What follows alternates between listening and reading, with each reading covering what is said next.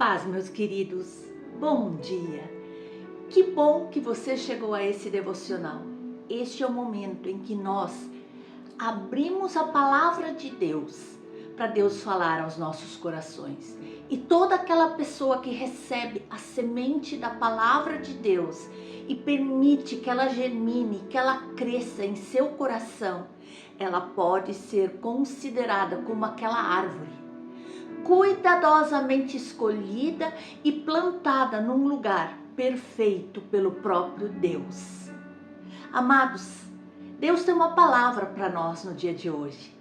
E essa palavra está em Lucas, no capítulo 7, no versículo 11 a 16. E em dia subsequente, dirigia-se Jesus a uma cidade chamada Naim. E iam com ele os seus discípulos e uma numerosa multidão. Como se aproximasse da porta da cidade, eis que saiu o enterro do filho único de uma viúva, e grande multidão da cidade ia com ela. Vendo-a, o Senhor se compadeceu dela e lhe disse: não chores. Chegou-se, tocou o esquife e, parando os que conduziam, disse: jovem, eu te mando, levanta-te. Sentou-se o que estivera morto e passou a falar, e Jesus o restituiu à sua mãe. E todos os que estavam ali ficaram possuídos de temor e glorificavam a Deus, dizendo: grande profeta se levantou entre nós, e Deus visitou o seu povo. Deus interveio em favor do seu povo. Sempre há esperança. Não importa a situação que você está enfrentando hoje. Se você considera a situação de morte, como nós vimos aqui, quando nós recebemos um toque de Jesus, sabemos que pode ter vida, pode reavivar, pode transformar, porque Jesus faz milagres. O texto que nós lemos aqui, com base na história de um dos milagres grandes que Jesus operou, com a ressurreição do filho da viúva de Naim. Esse texto começa narrando o encontro de duas multidões que vinham em situações opostas e vivendo momentos completamente opostos. A multidão que seguia Jesus caminhava festiva, feliz, pelas maravilhas, pelos milagres que Jesus havia operado. Já a multidão que vinha ao encontro deles estava triste, abatida, chorando, seguindo um cortejo fúnebre do filho único daquela viúva. E ainda hoje, essa mesma situação continua ocorrendo. Estamos sempre diante de duas multidões. Uma que segue a Jesus, desfrutando da paz, da alegria, da plenitude que Jesus tem para oferecer, e outra multidão caminhando longe de Jesus, vivendo triste, vivendo oprimido pelas circunstâncias, vivendo presos em cárceres que o inimigo lhes fez, nos vícios, nas prostituições, nas bebedeiras, numa vida distante do nosso Senhor. Então vamos meditar agora nesse texto e aprender juntos umas lições muito importantes que o Senhor quer nos ensinar neste momento. Nós recebemos milagres pela compaixão de Jesus. Aqui no verso 13 diz: vendo-a, o Senhor se compadeceu dela e lhe disse: não chores. A Bíblia, ela nos ensina que Jesus opera milagres por vários motivos. Ele opera milagres pela fé das pessoas. Ele também operava milagres para manifestar a glória do Deus Pai Todo-Poderoso. Mas Jesus também fazia milagres e ainda hoje ele faz. E ali ele foi movido por íntima compaixão pela humanidade. E aqui no caso, a situação dessa viúva. que estava triste, pois havia perdido seu único filho. Então, meus queridos, deixa eu dizer para você nessa manhã, mesmo que você esteja passando por um momento difícil, onde não consegue mais aplicar fé para receber um milagre, onde você acha que realmente essa situação está tudo perdido, que você vive numa imensa crise, creia na compaixão de Cristo e confie nele. Há tantas pessoas que já receberam milagres quando nem esperavam mais, quando já não acreditavam mais, e isso pode acontecer com você, meu amado irmão, minha amada irmã. E o segundo, vemos aqui que Jesus tocou o caixão. Então deixe Jesus tocar nessa situação que lhe parece morta, sem vida, sem chance de reconstrução. Aqui nós vemos, chegando-se, tocou o caixão. Parando os que o conduziam, disse: jovem, eu te mando, levanta-te. Talvez essa mulher nem sequer conhecesse a Jesus, mas ela teve que decidir naquele momento confiar nele. Ela podia ter murmurado, ela poderia ter resistido a Jesus dizendo: por favor, não me incomode neste momento difícil, deixa eu sepultar meu filho em paz. Mas não, ela permitiu que Jesus tocasse em seu caixão. E talvez nesse momento você precisa permitir que Jesus toque nos seus sonhos que foram sepultados. Você precisa permitir que Jesus toque na sua família, no seu casamento, no seu ministério, nas suas finanças, nos seus filhos. Deixe Jesus tocar em tantos lugares, em tantas áreas da sua vida que talvez você já desistiu. Veja, pense áreas da sua vida em que o diabo mais tem te tentado matar nesses últimos dias e deixe Jesus tocar neles, e então voltará a haver vida, e vida com abundância. E o que nós vemos aqui é que Jesus quer restituir os nossos sonhos. Veja aqui, sentou-se o que estivera morto. Aquele filho se sentou ali no caixão e passou a falar. E Jesus o devolveu à sua mãe. Jesus o devolveu à sua mãe. E então, meus amados, tudo aquilo que eu e você permitimos que Jesus toque, tudo aquilo que nós entregamos para Jesus e permitimos que Ele toque, que Ele restaure, Ele nos devolve com vida. Aleluia! Então, nada está perdido. Deixa eu liberar essa palavra sobre a tua vida hoje. Não, nada está perdido. Ainda há esperança.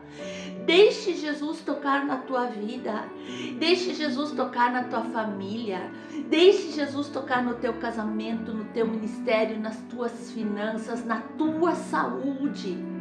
Jesus quer restituir os teus sonhos, a tua paz, a tua alegria, a tua vontade de viver. Queridos, e se nós olharmos também para o texto de Jó, e nós meditarmos na vida dele, nós vamos aprender coisas preciosas. Em Jó 14 nos diz: porque há esperança para a árvore que, se for cortada, ainda torne a brotar, e que não cessem os seus renovos. Ainda que envelheça sua raiz na terra e morra o seu tronco no pó, contudo ao cheiro das águas brotará e lançará ramos como uma planta nova. Oh, aleluia! Isso é ter esperança, ter expectativa, espera de que com o toque de Deus tudo se renove, tudo volte a ter vida, tudo passe a ser diferente. Jó 17 lhe diz: onde está então a minha esperança? Quem poderá ver alguma esperança em mim? Quando ele estava naquela situação que perdeu os filhos, os bens, estava doente. Jó também passou por uma situação complicada e talvez naquele momento de extremo sofrimento ele estava perdendo a esperança de qualquer restauração da sua saúde, da sua família, dos seus bens. Envolveu-se até em pensamentos de morte, pôs-se a pensar no descanso que a morte traria, aquela mágoa, aquela dor, aquele sofrimento. Aquelas recompensas descritas pelos amigos de Jó estavam todas relacionadas a essa vida. Eles silenciaram sobre a possibilidade da vida após a morte. Meus queridos, não podemos avaliar a vida, a nossa vida, apenas em termos deste mundo presente, deste momento que você está vivendo agora, porque o amanhã pode ser diferente. Então não se detenha demais nessa situação. Olhe para o alto, de onde lhe virá o socorro. Olhe para o alto, de onde virá a solução para a tua situação neste momento. E olhe para o futuro. Olhe para aquele algo mais que Deus está preparando para você, se você for fiel, porque Deus promete um futuro interminável e maravilhoso a todos aqueles que lhe são fiéis. Por isso, deixa eu te dizer, há esperança. Nós não fomos esquecidos, porque no Salmo 9 nós podemos ler: pois o necessitado não será esquecido para sempre, nem a esperança dos pobres será frustrada perpetuamente. Então o que nós podemos aprender é que os necessitados, os aflitos do povo de Deus são objetos do seu cuidado especial. No Salmo 9 também nos diz: o Senhor também é um alto refúgio para o oprimido, um alto refúgio em tempos de angústia. Em ti confiam os que conhecem o teu nome, porque tu, Senhor, não abandonas aqueles que te buscam. Cantai louvores ao Senhor que habita em Sião, anunciai entre os povos os seus feitos, pois ele, o vingador do sangue, se lembra deles e não se esquece do clamor dos aflitos. Todos nós temos a promessa de Deus de que jamais seremos abandonados. Como diz ali, porque tu, Senhor, não abandonas aqueles que te buscam. Ele sempre se lembrará das nossas orações, porque, mais uma vez eu digo, porque tu, Senhor, não se esquecerá daqueles que te buscam. Creiamos, meus irmãos, creiamos, ainda há esperança. Em Jó nós podemos ler no capítulo 11, sentir-se-á seguro, porque haverá esperança, olharás em derredor e dormirás tranquilo. Jó renovaria a sua esperança. Ele ia olhar ao redor e via que não tinha nenhum perigo. Ele seria capaz de descansar na noite, descansar em paz, descansar tranquilo. Em contrastes com as voltas que ele dava na sua cama, com as suas dores, quando ele sentiu o toque de Deus em sua vida. Em Jó 7 diz: havendo-me deitado, digo, quando me levantarei? Mas comprida é a noite e farto-me de me revolver na cama até a alva. Havia um momento em que ele estava muito aflito. Jó estava dizendo que estava totalmente sem esperança. Ele dizia que os seus dias eram mais velozes do que a lançadeira de tecelão e que chegavam ao fim completamente sem esperança. Mas houve um dia em que Deus mudou aquela situação. Deus chegou, trouxe esperança para uma situação completamente destituída de esperança. E é assim que Deus faz em nossas vidas. Podemos não ter mais esperança, mas quando Ele chega com seu toque, com seu renovo, tudo passa a ser transformado. Queridos, por isso que nós podemos descansar em Deus, porque dele vem a nossa esperança. Dele vem a esperança de que essa situação com os filhos não é o fim. Essa situação na saúde, nas finanças, não é enfim, não é o fim. Porque como diz no Salmo 62, ó minha alma, espera silenciosa somente em Deus, porque dele vem a minha esperança. E aqui, o Salmo 62, ele expõe um princípio que todo crente precisa adotar em tempos difíceis, em tempos de aflição, em tempos de perseguição, em tempos de renúncias, em tempos de oposição por parte dos inimigos, em tempos onde parece que tudo está desmoronando. Precisamos voltar-nos para Deus como nosso verdadeiro refúgio e libertador. Porque todo aquele que confia em Deus deverá dizer.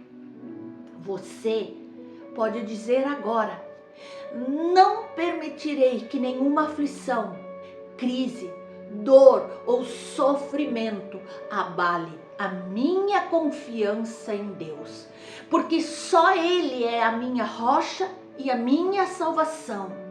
Ele é a minha fortaleza, não serei grandemente abalado. Aleluia!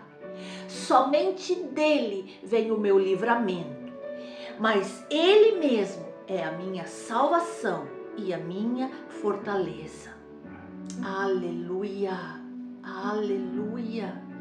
Então, nos tempos de preocupação, de ameaças, de tristeza, de ver as coisas em ruínas, entregue tudo ao Senhor.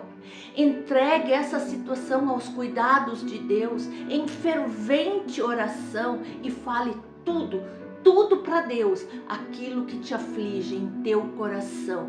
Porque a palavra do Senhor nos diz em Filipenses 4, não andeis ansiosos por coisa alguma, antes em tudo sejam os vossos pedidos conhecidos diante de Deus pela oração e ações de graças. Então, meus queridos, você pode esperar no Senhor. Você pode declarar em alta voz: esperarei no Senhor para que Ele haja em meu favor, seguro de que Ele me responderá com misericórdia, compaixão, com seu infinito amor, tendo em vista tudo que eu estou passando neste momento. Assim como fala no Salmo 62, uma vez falou Deus, duas vezes tenho ouvido isto, que o poder pertence a Deus. Que o poder pertence a Deus. A ti também, Senhor, pertence a benignidade, pois retribuis a cada um segundo a sua obra. Oh, aleluia! Somos bem-aventurados. Nossa esperança está em Deus. Exatamente como diz no Salmo 146. Bem-aventurado aquele que tem o Deus de Jacó por seu auxílio e cuja esperança está posta no Senhor, o seu Deus. Se nós olhamos aqui para a palavra, diz assim: grande temor tomou conta da multidão que louvava ao Senhor, dizendo: um profeta poderoso se levantou entre nós. Hoje Deus visitou o seu povo. Hoje Deus está nos visitando. Aleluia! Não importa a situação que você esteja vivendo hoje, na tua família, com teu esposo, com a tua esposa, com os teus filhos, nas finanças, na tua saúde, no teu ministério. Ainda há esperança.